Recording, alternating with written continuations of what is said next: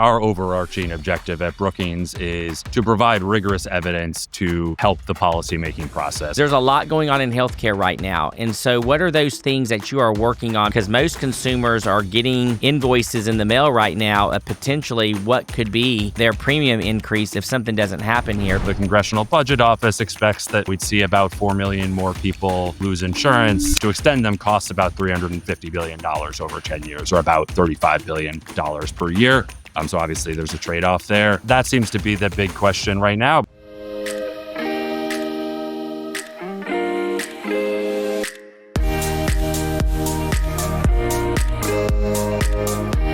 Hi, well, welcome to another episode of the Leadership Lab. And of course, it has been all things healthcare for the last several episodes. And that is the topic that is of interest to a lot of you that are listening. And so today I'm really excited that I have Loren Adler with me today. And Loren, so welcome to the Leadership Lab. Glad you're here. Yep. Thanks for having me. Perfect. And so I was really excited to make this happen, and just a little bit of a background for you that may be listening, that may not know or what have you. I got to meet Loren for probably the first time. While I had been following some of the work that you had been doing in healthcare, I was excited to get to meet with you. You were an integral part of some stuff that we did on the Ground Ambulance Patient Billing Advisory Committee, really providing some light around balanced billing issues, surprise billing issues, and we may touch on that topic a little bit, but I'm just excited with everything happening right now. Loren, if you'll introduce yourself to those that may not know what you do and some of the great work that you've been doing in the healthcare arena and space from Washington, D.C. Sure. So, again, thanks for having me. My name is Loren Adler. I'm a healthcare economist at the Brookings Institution in Washington, D.C. We are a large nonpartisan research organization, and I have been working there for about 10 years now. Before that, I'd worked at sort of similar research organizations, and I personally do a lot of research across the healthcare landscape and very focused on policy issues. I've done a lot on the issue of surprise billing, a lot on private equity acquisitions in the physician space, as well as payer, sort of, the big rise of Optum and United buying up physician practices. What does all of that mean for care quality, for prices that all of us pay for healthcare? And then I also do a fair amount of work on the coverage side of the ledger. So, how do we cover people in an affordable manner? How do folks get insurance? What does that insurance mean? How do you set up markets like the Affordable Care Act? Or I also do a lot of work on the Medicare Advantage side of things. So how do you set up competition between private plans, or, sort of how do we structure the public plan in the case of Medicare, or some state Medicaid programs to sort of deliver care most efficiently? To our viewers that are here, go to Grok, go to ChatGPT, type in Loren Adler, Brookings, and you'll get a bunch of information around all this great work that he's doing. He's being pretty modest about what he's done, but he's done a lot of yeoman's work around this from a healthcare economist perspective. And so, number one, from my perspective, thank you for the viewpoint that you give the healthcare industry in this process. Whether I agree with you all the time or not is a different story. Of course, we all have different viewpoints through this, but you bring data to light. And data provides a window into this, Loren, and I appreciate that. So that's going to be my first question for you, because there's a lot going on in healthcare right now. And so what are those things that you are working on? Because we're talking about the affordability of healthcare cost. I know there's some things right now around what do we do with these enhanced ACA subsidies that are about to expire. That is probably one of the topics that's at the forefront of a lot of us that are having discussions around this.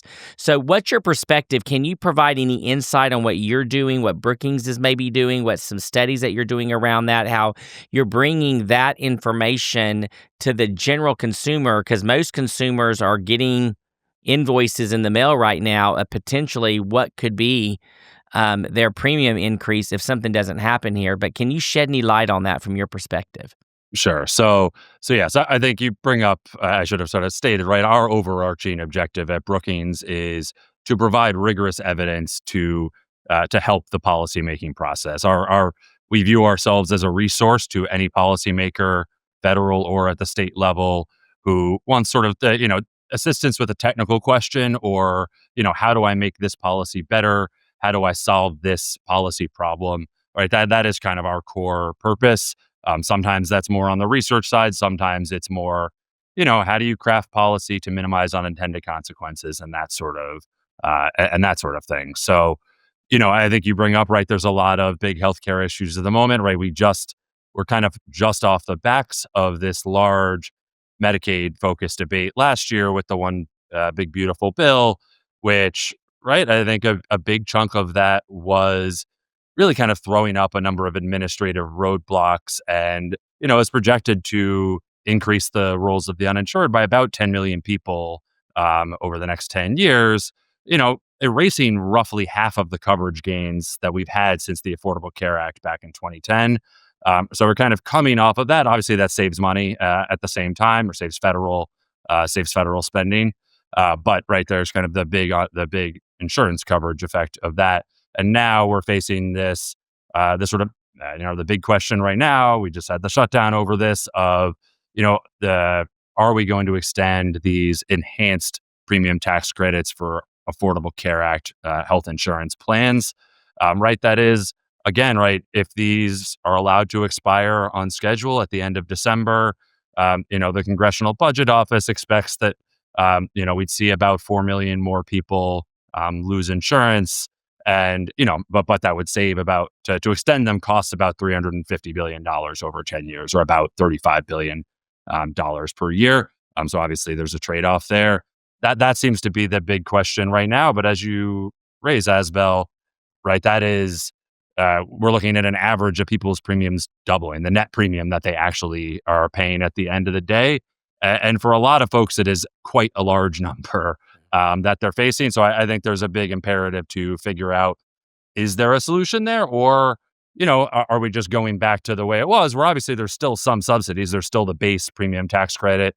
There's still the cost sharing subsidies for lower income enrollees.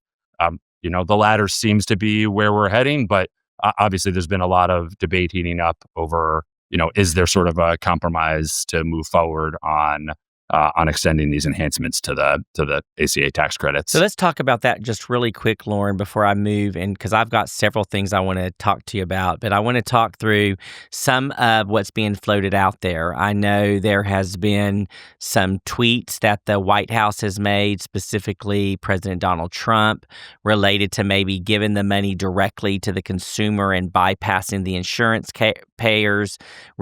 Senator Scott from Florida has an idea around that, and Senator Cassidy also has some ideas around maybe utilizing HSAs or FSAs on maybe, is that an avenue? Now, talking to some of my colleagues, this generally comes up as we talk through, like, could we do more with HSAs, FSAs? So it's not really an original idea, but there's some concepts that are floating around here that are a little nuanced around that. Have you guys done any study into that? Is there any data around that Brookings has put together on some of these HSAs or something like that? Have you guys done anything around that should be considered by lawmakers as they're exploring these options? Sure. So I don't know that we've written studies per se, but certainly have written kind of lay of the land type of pieces. And my colleague Matt Fiedler at Brookings does a lot of work on this topic as well. I think right now there's a few proposals floating around. There's sort of one version, which is what I interpret from President Trump's tweet, and I think somewhat similar to Senator Scott's proposal, where the idea would be, let's take the full premium tax credit, let's get rid of that entirely, and let's use that money to just sort of give people money into some health savings account or something like that. And there's no premium tax credit anymore. And we'll go back to the way things were pre-ACA, but now you've got this money to help. Not sure if folks remember, but back in 2008, this was not that dissimilar from John McCain's platform, where, while soon to be President Obama at the time was talking about something like the Affordable Care Act, Senator John McCain was talking about, okay, let's give everyone $5,000. I forgot about go that. Out and buy their You're own plan. exactly It wasn't right. an HSA. So that obviously it's somewhat similar to that. But if you move to that now, like, then you have the sort of famed death spiral, right? all the healthy people can take that. I haven't calculated what the dollar amount is, if it's $8,000 now or whatever it might be. If they use that money, right, the healthy people will use that to buy if all of a sudden insurance plans can charge different prices to folks based on their health histories or just not offer coverage at all to people who are sick, like it was before 2014. Right, you're just going to see healthy people can buy cheaper coverage, but the folks who are sick just can't get access to health insurance anymore. I personally think that's a poor idea to go down. I think then there's the sort of more moderate proposal that you've heard from Senator Cassidy, for instance, which would just take the incremental value of the enhanced premium tax credit. So, right, the base premium tax credit stays the same. That's all still there. But this enhanced premium tax credit now, if you, the enrollee, if you choose to enroll in a quote unquote bronze plan, which I think of those as sort of the very high deductible plan. So that's over a $7,000 deductible for an individual, or about $15,000 deductible for a family. If you elect one of those plans, you will now get, some amount of money put into an HSA. There's still details that haven't been fully hashed out on exactly how much money that ends up being. So it's hard to cite on that. It's a little bit unclear. I think a lot of enrollees have shown a disinterest in enrolling in high deductible plans. You certainly, in my work, I hear a lot of complaints about, high deductibles. Certainly, even sort of as the ACA started, silver plans still have, something like a $5,000 deductible, which is not everyone's favorite thing. There is a lot of evidence on HSAs and high deductible plans more generally, right? The evidence tends to be on, right, if we switch everyone to a high deductible plan, we do see reduced utilization. So there's some studies out there that show that healthcare spending might even drop by about 10%, but that is almost entirely a utilization effect. It's not that all of a sudden we start getting much more competitive prices for healthcare, people start shopping for care. It's really just a lot of people start foregoing care, and roughly equally foregoing low value care and foregoing high value care.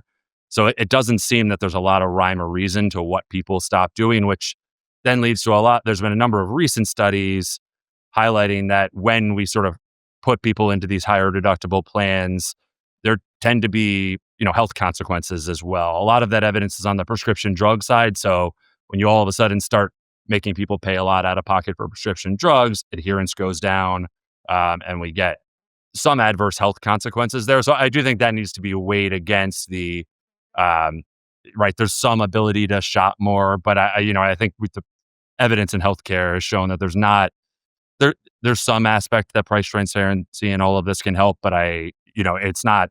It's most of the money we spend on healthcare is on the really expensive stuff, and people aren't usually shopping for, they're the sort of like, once you're in intense cancer therapy and things like that, there's less shopping that is happening. So I had somebody on my podcast, Dr. Miramonte. He used to work for Optum, and they were doing some things relative to a Medicare Advantage side of it, to where they saw utilization go up on the preventative side originally.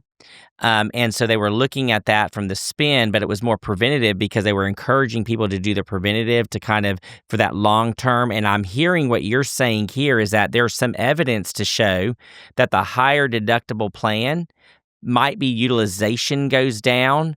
Do you see the correlation that when they do access it, it's more for expensive modes of care, and that's why we're drawing the conclusion that they're just foregoing preventative medicine type care that could actually forego this more expensive if we would have caught it early? Is that what your data's showing? Yeah, so I think that's largely what it is. I'm not saying it would save money overall. It's not that you'd still save some money.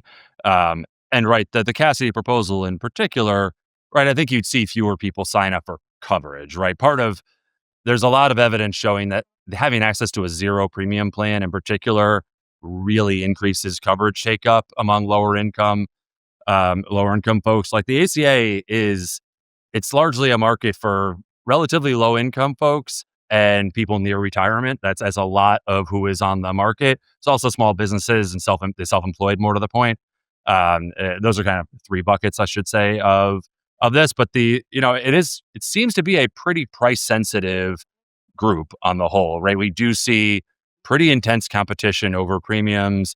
We do see, interestingly, Affordable Care Act plans actually pay less for hospital care than employer plans, right? Which implies that there's some level of competition here that is at least keeping costs down somewhat.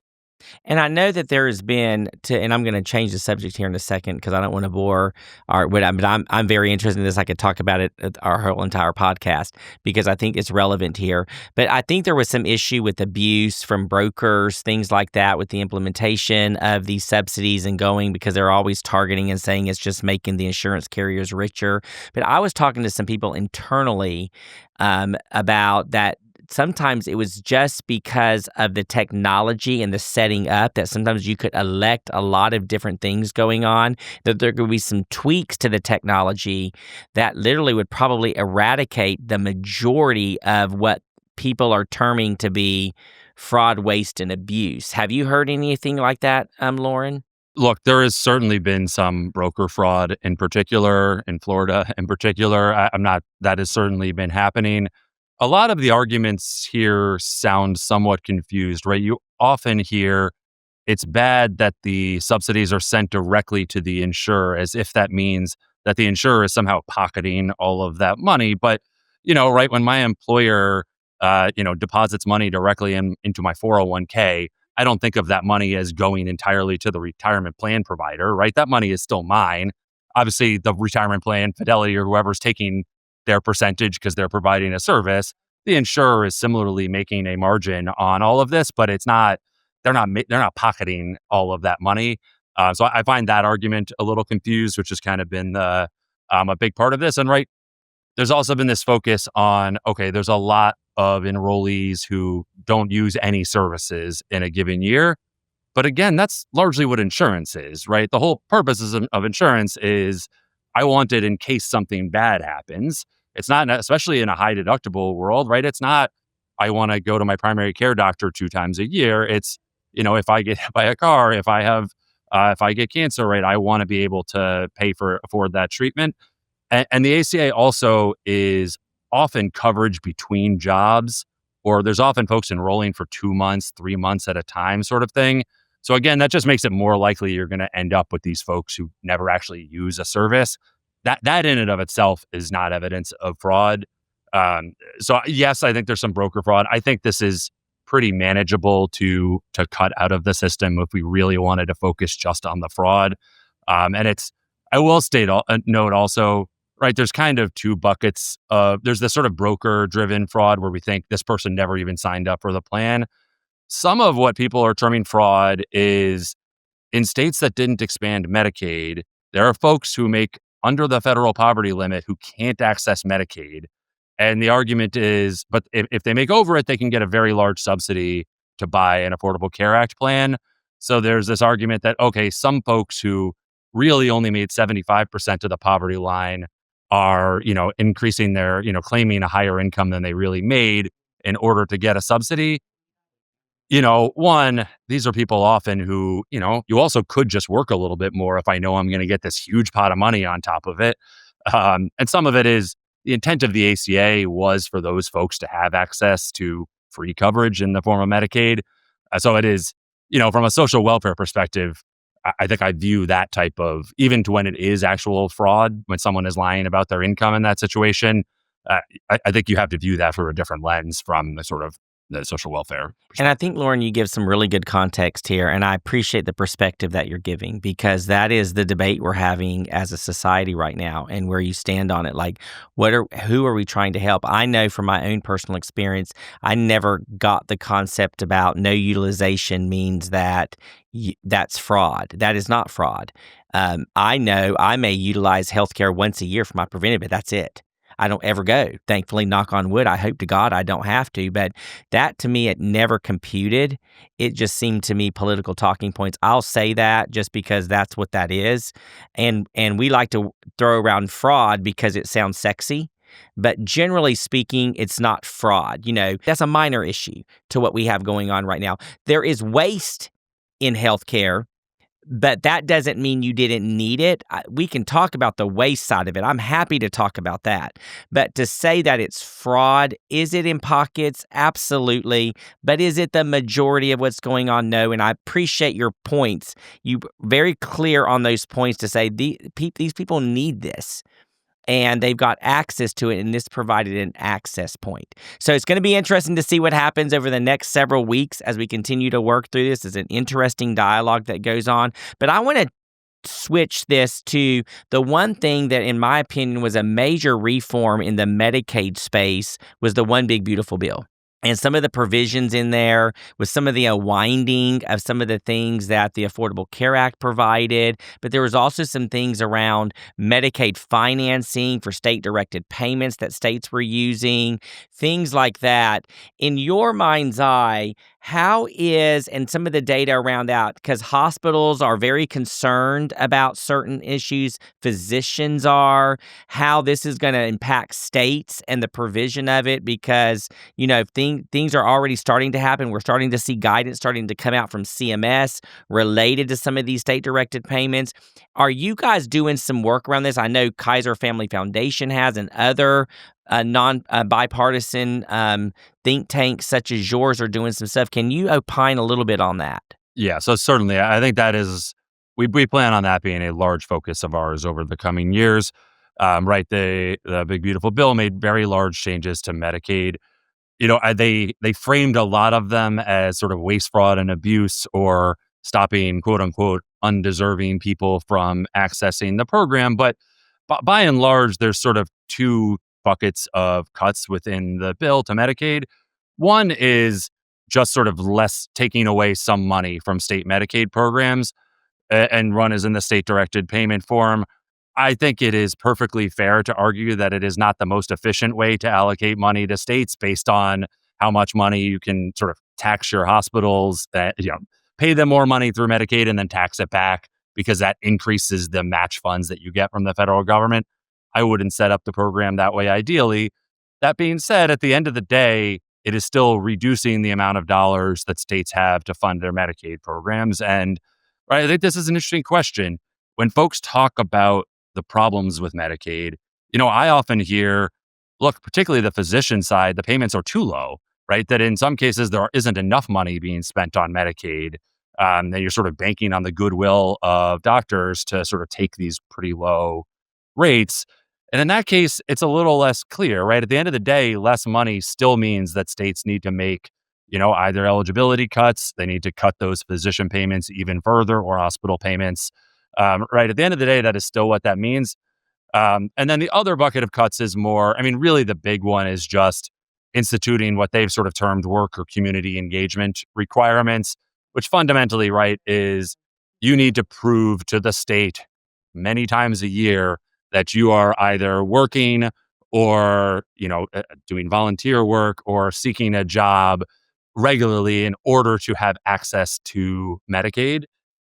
That is, we have a fair amount of evidence because Arkansas tried this a handful of years back, and we saw a lot of people lose Medicaid, the large majority of whom actually were working or were otherwise eligible, right? We know what this does. This mostly kicks off people who are eligible, who just, it's a lot of paperwork, it's a pain, and people just get caught in the crosshairs, right? There's also the question, I've always been a little confused about the sort of, we need people to be working to get Medicaid, as I've always viewed Medicaid as somewhat of a social safety net, right? It is, in large part, it is sort of coverage for folks between jobs, right? If you lose your job and have no other option, the Affordable Care Act provides some of that, but if you're a very low income, Medicaid is a big part of that social safety net. And to say that, you need to be working to get this coverage is a little unclear to me why that would sort of be necessary and from a sort of policy perspective. But that is a debate we can have. But at the end of the day, right, we do know that most of the 10 million people losing coverage here, right, 7 million from Medicaid, right, a lot of that is people who are actually still eligible. They are just getting, are just not able to access what they're entitled to. And then, right, so I should say we are doing a lot of work both on implementation right? States have a lot of questions about how can we implement this? How can we do it in a way that kicks the least amount of eligible people off of these programs?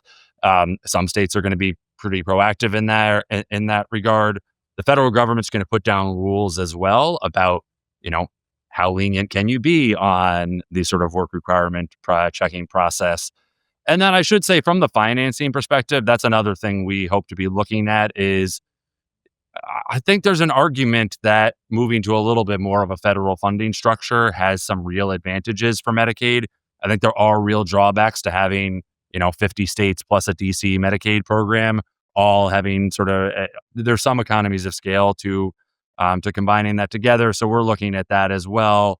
And then just we're also looking a bit at the contracting process because a lot of states now run their Medicaid programs through these managed care organizations, an insurance company, really. Um, every state's not a lot of states do it differently. They have a different contracting process. So we're also doing a little bit of work, more qualitative in some ways, trying to figure out are there best practices in that regard as well. Sorry, that was a mouthful. No, I'm glad you had that conversation because I'm sitting here thinking while you're talking because you're bringing out what the debate is. I remember being at the JP Chase healthcare meeting in January, and I remember there was a few of us in a room, about 50, and we were having a conversation. I was talking to, I'm going to keep them nameless, but I remember having the question that I think fundamentally we as a society, or we here in the United States of America, have to ask a question: is healthcare a right or is healthcare a privilege? Because how you view that is going to determine how you fund that. And I think ultimately we don't want to have that conversation because most people say, well, it's okay. I mean, I agree with the concept that if you're on a safety net system and you have the ability to work, why aren't you maintaining a job? And then you're having to go through an administrative burden, this Arkansas example that you give. And ultimately, if you don't do that, you're coming off. And so that's your choice. But however, if you wind up having a heart attack and go to the emergency room, EMTALA kicks in, we're going to treat you, but you're uninsured when you should be. And so I think ultimately we've got to answer that self, and we have to be honest with ourselves. And I remember talking to someone that believed, no, I think we should have workforce. Until I asked that question, they're like, well, of course we think healthcare is a right. And I said, well, then you have a fundamental issue with how it's funded now, because you're basically saying kick them off if they don't follow the administrative paperwork. You can't have healthcare as a right and do that. And so I think that's a real honest question that we have to ask ourselves. We're not here to solve it to get together. This is where I think the debates that are happening on the Hill is these are the fundamental things going on with the One Big Beautiful Bill. Loren, as we kind of tackled that through the process. So I'm going to segment on because you did this just gives people stuff to think about. We're not trying to solve, but go and see. You guys got a lot of data coming out. The healthcare economists, in my opinion, are vital.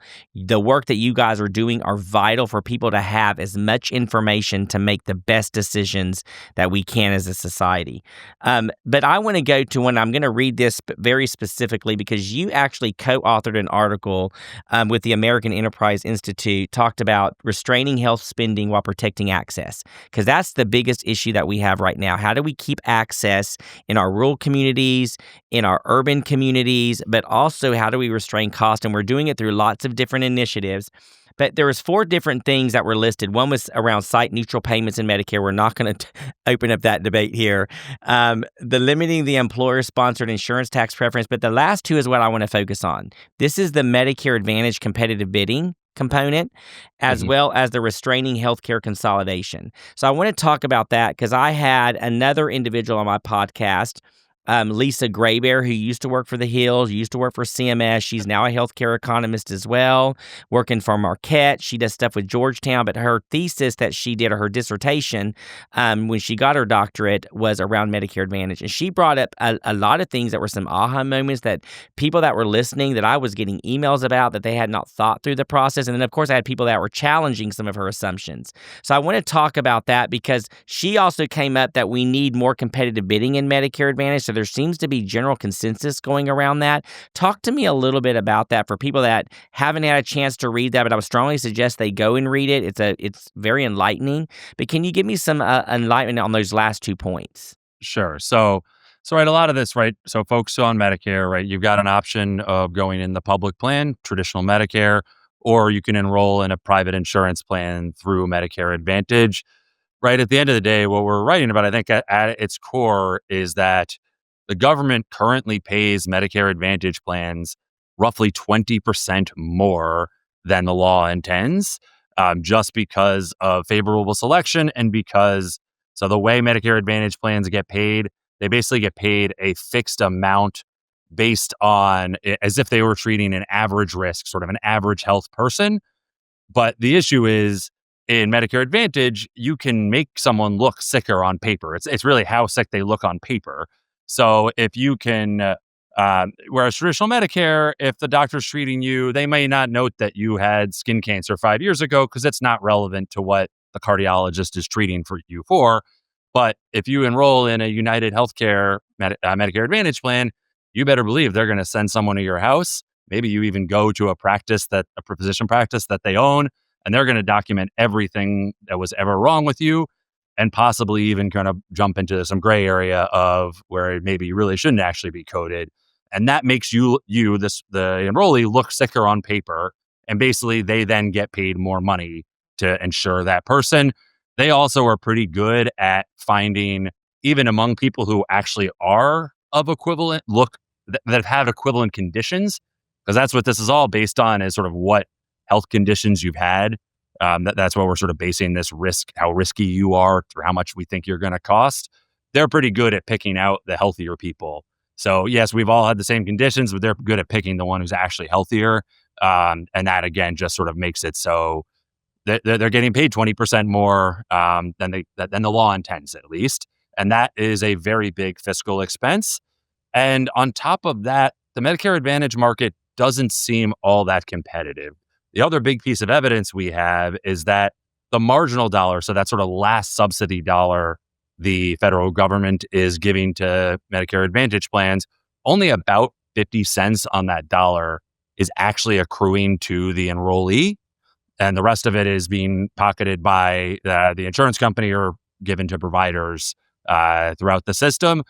So it's just implying that at least the sort of top end of that subsidy is quite inefficient, right? If you're only getting 50 cents on the dollar for the top end of that subsidy, you could save money and just allocate that money more efficiently. So I think one common proposal that myself and my colleagues often talk about is, if you peeled back some of the excess spending on Medicare Advantage, you could beef up the traditional Medicare benefit.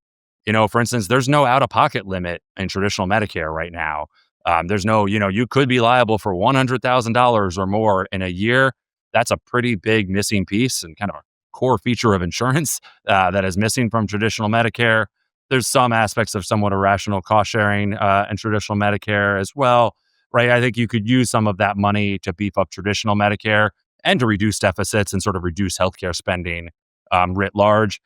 That's sort of the core. You can just sort of reduce it. Competitive bidding is one way to get at that, because basically then we're saying, instead of basing how much these plans get paid based on the cost of traditional Medicare, we're going to base how much you get paid based on how much the different insurers say it costs. So they're going to bid against each other to say, because they want enrollees. That's how they make money. The more enrollees an insurer has, the more money they make. So there is some incentive for them to lower their costs, to lower their premium offers, I should say. And that's sort of the idea, that if you get them competing against each other, you will sort of reduce how much the federal government is subsidizing these plans. And you'll have the still, hopefully, good competition among the plans and still have access to Medicare Advantage for seniors. In the NFL, game day is just the exam.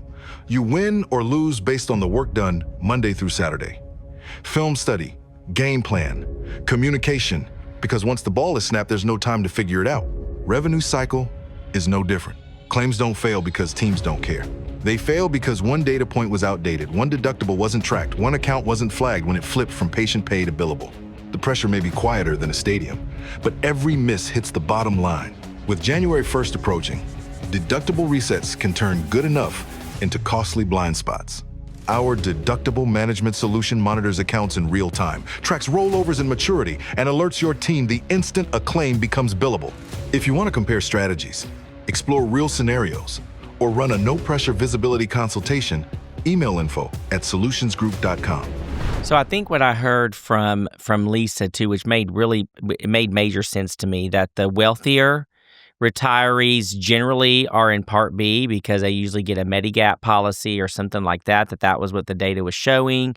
Generally, I would say she was talking about like the Hispanics, the minority groups were generally the ones to pick Medicare Advantage, as well as the low-income dual-eligible providers as well. Now, that was what her research was showing. I mean, we have a podcast. People can go back and listen to that podcast. That kind of gives some glimpse into that. I know there's a lot of people that come to different conclusions. Economists can come to different conclusions.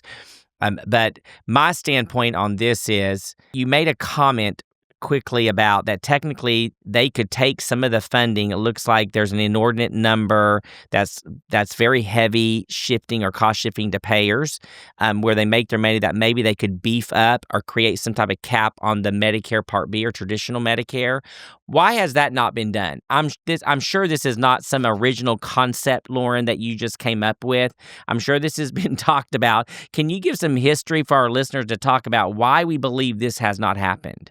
Sure. That's a great question. So Lisa's correct that there are a lot of lower income folks who choose Medicare Advantage plans. It's not like entirely they do it and the wealthy don't, but it is, I think, a slightly disproportionate share are choosing Medicare Advantage.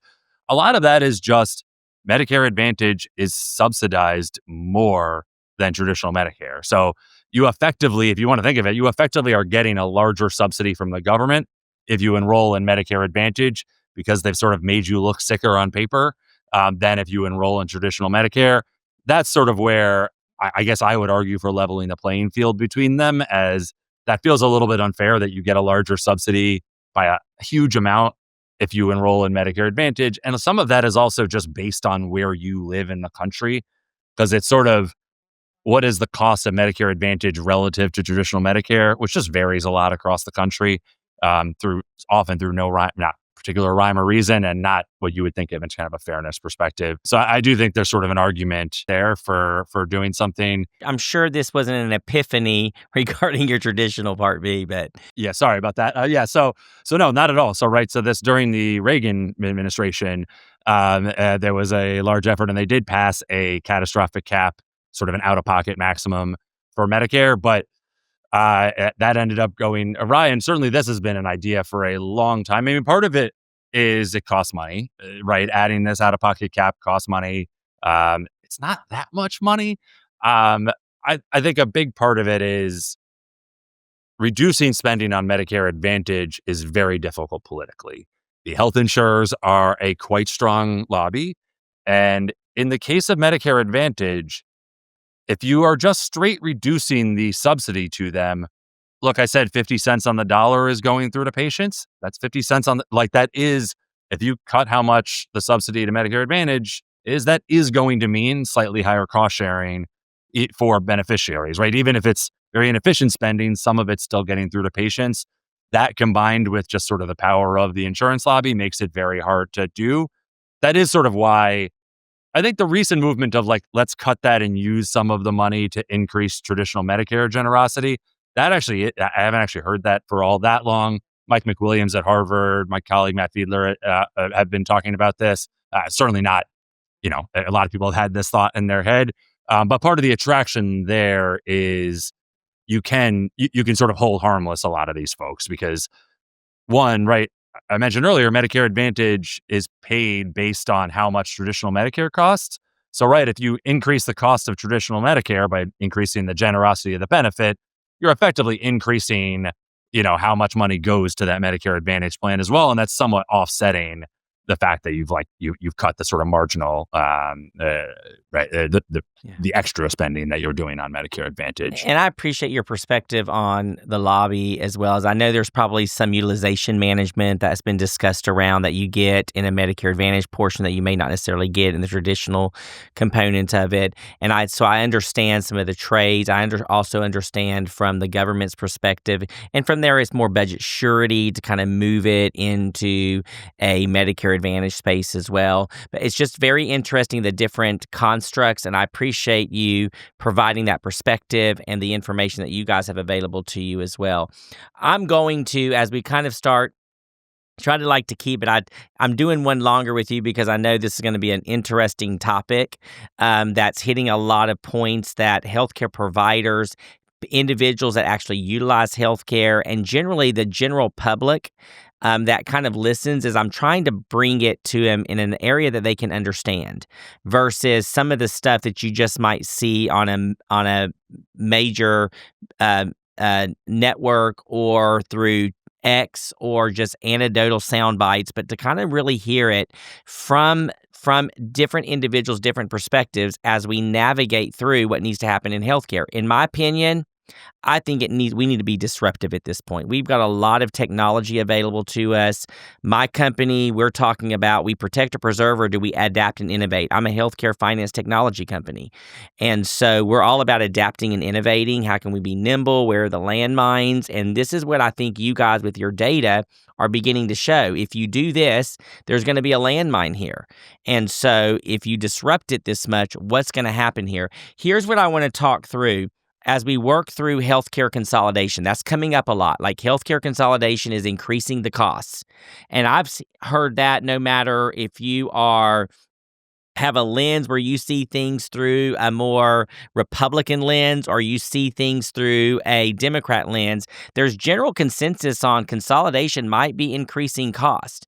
So I know you guys have done a lot of work around this, research, data around this. So give me a few minutes on this, and then I'm going to end us with surprise billing, because I know that's an area of your expertise and stuff that we were involved in. But I really want to know, because this is a very interesting conversation around consolidation and how it's increasing cost. No, yes, for sure. So I think we've seen a real burgeoning interest in healthcare consolidation across the aisle. So this is a topic I work on regularly with folks on both sides of the aisle. There's a lot of interest because at this point, the evidence is overwhelming that consolidation, particularly between hospitals, that's kind of the big piece in healthcare is, when the 3 hospitals in your area consolidate and become one big health system, that results in higher costs that we all pay. Sometimes we're just paying it through higher premiums. Sometimes we're paying it through higher cost sharing, and with really no commensurate gains in the quality of care. There really seems to be no impact on people get better care. The hospitals will make this sort of economies of scale or some efficiency arguments. We don't really see a lot of that in the evidence. It is largely just, look, if we've got 3 health systems negotiating against insurance companies in a region, the insurance companies have at least some ability to play them off each other and say, look, I'll send my enrollees to hospital A if you give me a better deal on price. Problem is, if there only is hospital A and there is no hospital B, the insurance company just has very limited leverage in that regard, and they end up paying higher prices to that hospital. That seems crystal clear. You don't see a lot of disagreement on that front, at least among the sort of economist policy world. That doesn't make it popular to do anything that hospitals don't like politically. Hospitals are obviously a very popular political force. But that, and we see the same thing when physician groups consolidate, when sort of all the orthopedic groups in an area consolidate, and then we've seen these other big waves of hospitals buying up all the practices, right? 10, 15 years ago, only about a quarter of doctors worked for a hospital or health system. Now it's about half, right? That's a very large change in sort of who you're working for as a doctor. And that is consolidation as well, right? When we think of it, we call that vertical consolidation often when the hospital's buying the doctors, because the doctors might refer people, who need hospital care. But often it is sort of horizontal consolidation as well, where the hospital's buying all the oncology practices in town, right? So they did also make it so now there's only one oncology or one cardiology practice. That again, we have pretty strong impacts. And now the more recent trend, right, we've seen a lot of private equity firms come out and try to consolidate, particularly specialties that hospitals didn't get into. So you see it in like dermatology, ophthalmology, gastroenterology, And now you're seeing payers get into the mix. So, right, you're seeing Optum, owned by United, or Humana buying up a lot of mostly primary care practices. But that, right, there's just these very large trends towards consolidation. I think more recently, you've also seen a bit of a focus on, look, it's pretty clearly bad for consumer prices, but there's also some evidence that it can be a negative for the doctors working for these corporate employers as well. There's one good study that shows, for instance, that when hospitals consolidate in an area, nurse wages go down. So, right, so the hospital now has more power as an employer, and they can sort of pay their nurses less. And right, presumably a similar effect probably goes toward sorts of physician employees as well. And that, yeah, I think that can have, and right, in the private equity world, for instance, you hear constantly of doctors being upset about non-competes, non-disclosure agreements, and all of that. So I think the recent wave of antitrust has been a lot of focus on the sort of employee side harms in addition to the consumer harms. So I mean, that is a lot to unpack, but you said it so brilliantly of talking through the consolidation and what we're doing, whether we like it or not, whether we disagree with it or not. The data is the data. It's literally overwhelming at this time, and you see that. The problem is like I say, good policy meets politics, and that's where things go a little awry.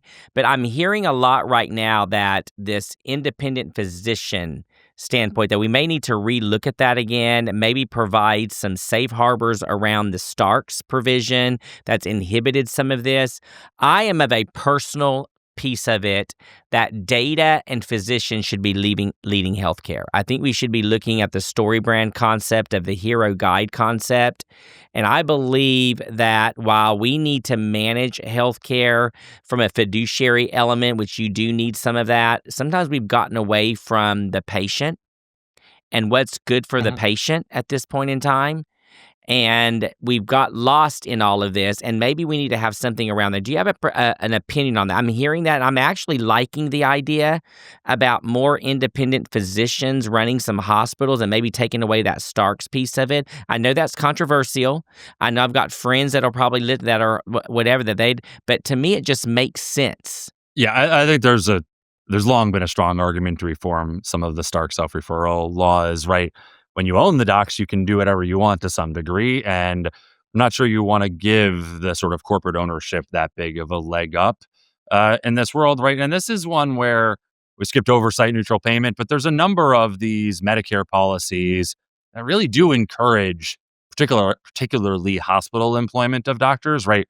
The whole argument of site neutral payment in the simplest terms is basically Medicare pays about twice as much for the exact same service if it happens in a hospital outpatient department than if it happens in an independent physician office. And we're talking about a basic evaluation and management visit, imaging, drug administration, things that like the hospital is not providing. Yeah, if we're talking about a surgery, you see what the hospital is providing on top of the independent doctor's office, but it's pretty unclear here. You know, there's a lot of the 340B drug program where hospitals can buy drugs cheaper than an independent oncology office, right? Things like that. I think we should stop digging the hole deeper, right? Like we can at least take away the incentives that are encouraging this consolidation and sort of hopefully shift a little bit back more toward having these independent practices. But part of it's been an antitrust challenge in that when these large corporate entities, whether a hospital or a private equity firm, are buying up physician practices, each individual acquisition is often very small, right? Often they're buying a 3-doc practice. That is just very hard for federal or even state antitrust regulators to examine all of. And that's been, I think that's been kind of a core challenge here is a lot of this has gone under the radar and we're kind of, right? It's like the hole is already really deep. And it's hard to, unwinding that is easier said than done. And I agree with you on that, Loren. And I'm going to kind of leave it here. But if people are listening to this, stay tuned because I'm going to be having more and more physicians on here because I really believe this is the way to go. We need to take on Starks and we've got to have this dialogue, and it's uncomfortable. But we need to have the dialogue in order to fix the system and this trajectory of cost that's happening here. I'm going to switch over to one of our and kind of end around the No Surprises Act. And then one question that I want to have for you. But you were instrumental in surprise billing, no surprises. I met you for the first time because ground ambulance, of course, was carved out of the No Surprises Act that was passed to protect patients, as well as against surprise bills and let the insurance carrier and the provider kind of duke it out. But give me a little bit about what you're seeing. Like we've had these provisions have been implemented for several years now. And there are some probably nuances that need to happen. And so, what are some of those still things that probably need to be fixed in the No Surprises Act, in your opinion, in the research? And you really are a subject matter expert on this piece of it. But what are some of the things that you guys are continuing to see? I know what I've heard, but I'd really like to hear it from you, like some of the things that still need to be fixed through the implementation of the No Surprises Act. No, for sure. So I think right. I think that, so one, I spent a lot of my life on surprise billing. I started working on this issue 2016, and was, this is one of these, when you work in research in DC, it's very nice when the thing you work on all of a sudden becomes live, and then you actually pass, not you, but Congress actually passes a bill to solve the issue. And look, at the end of the day, the No Surprises Act, it did take patients out of the middle for most of what we would consider surprise out of network billing, right? The sort of canonical cases here are, you go to the emergency room. Sometimes often the hospital is actually in your insurer's network, but you have no way to pick which emergency room physician treats you. And about 1 in 5 times, it turned out that ER doc was out of your insurance network. They got paid something, and then they could bill you for the difference between their charge, sort of like their dream list price, and what the insurance company paid. And the patient's just stuck holding the bag and had no actual meaningful choice here. And right, the same thing, you go schedule a surgery, you make sure the surgeon's in network, but there's no way to check that the anesthesiologist accepts your network. Or most people don't even think about it. I should say, I actually tried to do this when my wife was going to give birth to our first child, and I went back and forth, got the runaround. I could never even get an answer. I got fortunate, and they were, but I never actually got a clean answer despite about 5 hours on the phone. Right? It's just, that's hard. And, no, and a patient, if I schedule an in-network surgery, I'm expecting the anesthesia and everything that goes with it. Anesthesia is a pretty central part of a surgery. Right. So that's sort of where it was nice to see the bill pass. And right, those cases, the patient's now out of the middle. I think that's the really good part. I think the bad is, I think there's really two things. One is it didn't cover everything, right? I think you mentioned ground ambulances got carved out. That's kind of the big example. That's a big example. That's where a lot of folks were getting these surprise out-of-network bills.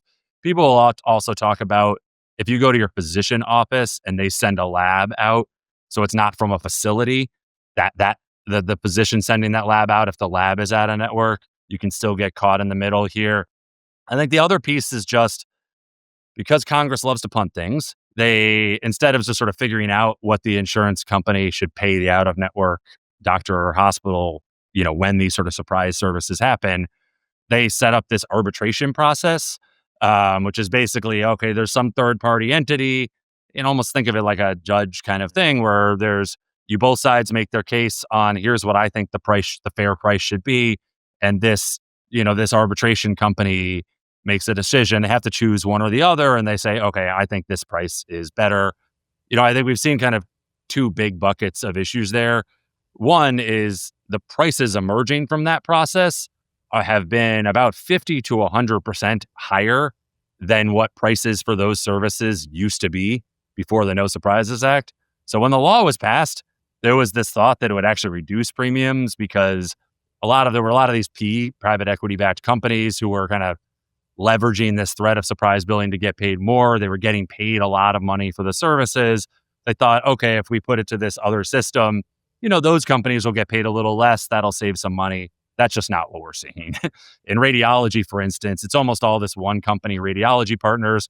They're getting paid like 3 times what they used to get paid through the arbitration process. And then kind of on the other side of the coin, we're seeing a number of, at least anecdotally, seeing a number of insurers saying, arbitration companies said that, but I don't actually see anything that requires me to actually pay what the arbitrator said.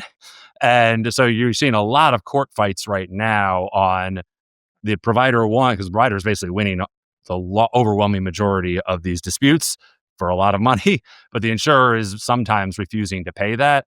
And so far, we've had mixed judicial decisions on whether you actually can sue or not, or whether the No Surprises Act actually puts any obligation on the insurer to pay. At least from a court of law perspective, CMS can always fine insurers. The CMS so the government has authority to fine insurers if they're not paying. But those I view those as getting right the sort of the cost aspect of it. I think is still the cost aspect, and let's rope in ground ambulances. I think are kind of the two big And that's remaining what I'm hearing right pieces. now, the enforcement provisions from CMS to payers that do not do that. Payers are generally winning. That's what the data is saying right now. Whether we can conclude that their pricing was right to begin with is probably not a conclusion that I would make if I was a provider. Or a healthcare provider at this point in time as we continue to work through the data. And please don't shoot me or send me any emails from my provider friends I'm not saying one way or the other. I'm just saying be careful what we conclude. And I generally say this: pigs get fat, hogs get slaughtered. And so generally speaking, what begins to happen in this No Surprises Act is we're just starting to see it. The data starting to come out anecdotally, and it's going to be firms like yours, institutes like yours, Loren, that are going to be kind of looking at that. A lot of what we do is sort of the watchdog. Like, okay, no one else is really analyzing what happens in these processes. So some of what we do is just the descriptives of what are the outcomes. Can we compare them to prices that existed before the law? And folks can make their own conclusions. So we're going to wrap up here because this has gone longer than I anticipated, but I'm intrigued with this and just such great information. I can't say thank you enough, Loren, number one, for joining. But let me just leave you with one thing. If Loren could do anything that he wanted to do in the healthcare space, what would he do? That's a great question. Hard to choose just one. There's a lot of, I'll let you choose two. I work in the policy process, so I guess I think a little bit of things that are plausibly achievable in my lifetime anyway. To me, still the biggest flaw in our system is that we don't have universal coverage. I think, one thing that gets lost is that we are closer than people think, especially before the last, if you left the enhanced premium tax credits from the ACA, if you undid the Medicaid cuts from the One Big Beautiful Bill, we are actually like very close to universal coverage. Almost everyone has access either to Medicaid or a pretty subsidized plan in the Affordable Care Act, or obviously coverage through their employer or Medicare or the VA. And right there, really, we were down to, under 10% of the population uninsured. And before that, a lot of those folks who were uninsured, if you are eligible for Medicaid, a nice thing about Medicaid is it has retroactive coverage. So if you went to the hospital and actually got sick, the hospital would sign you up because they want to get paid. So they'd sign you up for Medicaid. So a lot of those folks were, they kind of had an insurer in the background, even if they didn't know it. And that really got you to a pretty close. So really, like, we're one little step of just having some sort of backup insurer for the remaining folks kind of left out. And the big piece is just somehow getting the sort of Medicaid expansion holdout states to actually expand, because that's sort of the biggest gap in universal coverage. I think getting that is, to me, sort of the foundational piece to building on top of that. Obviously, there's a lot of cost questions, and obviously, I think maybe more importantly, there's a lot of innovation questions, right? Fundamentally, the purpose of healthcare is to keep people healthy, to save people's lives, to extend lives. And, we do want to be paying for things that work. I think sometimes the cost question is all costs are bad, but, we look at GLP-1s or we look at the Hep C medications that came out a few years back, right? There are some things worth paying for. And at the same time, I am cognizant that we do want to be encouraging those innovations in our healthcare system. And for all the sort of talk about healthcare costs, and certainly we spend more than the rest of the world, than any other sort of industrialized country does, healthcare costs have grown roughly with the economy over the last decade or so, which is sort of a big shift in the US anyway. Not sort of overarchingly changing the sort of world we live in, but some sort of positive note to end on. Well, I appreciate that, Lauren. And I'll just tell you that your last point that you just made right now from a healthcare economist view is that we've been talking about it from a financial perspective. I was talking about this with Dr. Miller from a quality perspective, and he brought some very interesting commentary as well. I would suggest my viewers listen to that as well. But you talked about innovation.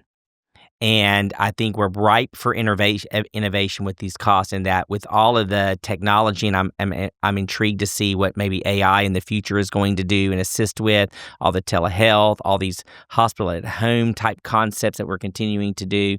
So it's a lot of work that you're going to continue to do. You have a recession proof job, and I appreciate you, Lauren, showing up here on the Leadership Lab today. Of course. And thanks for having me, and agree with all of that.